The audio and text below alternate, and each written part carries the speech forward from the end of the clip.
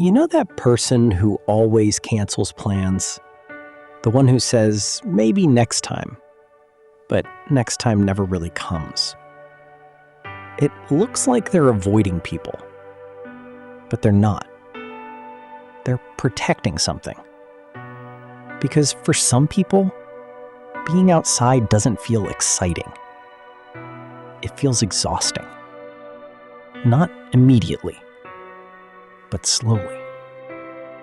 Conversation after conversation, noise after noise, interaction after interaction, their energy starts draining. And the only place that actually gives it back is home. That's why staying in doesn't feel like missing out. It feels like relief. Now, most people will call that boring, but it's not. It's how their nervous system is wired. Some people need more stimulation to feel alive. Others need less.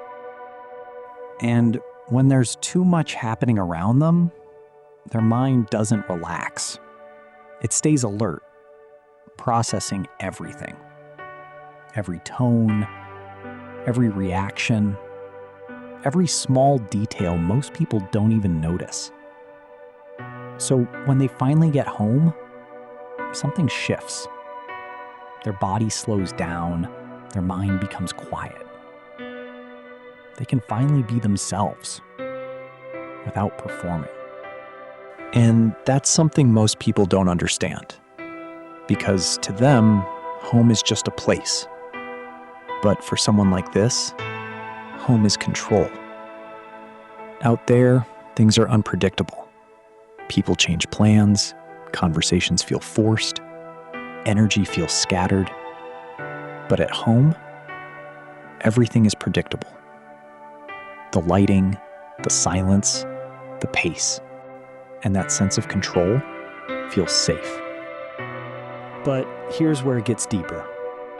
Not everyone stays home for the same reason. For some people, it's peace. For others, it's protection.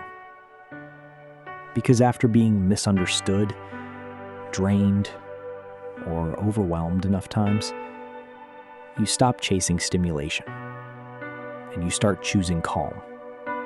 And sometimes that looks like staying in. Not because you're afraid of the world, but because you've learned what actually feels good to you. So, if you're someone who genuinely enjoys being at home, this isn't something you need to fix. It's something you need to understand. Because you're not missing out. You're just not wired for noise. You're wired for depth.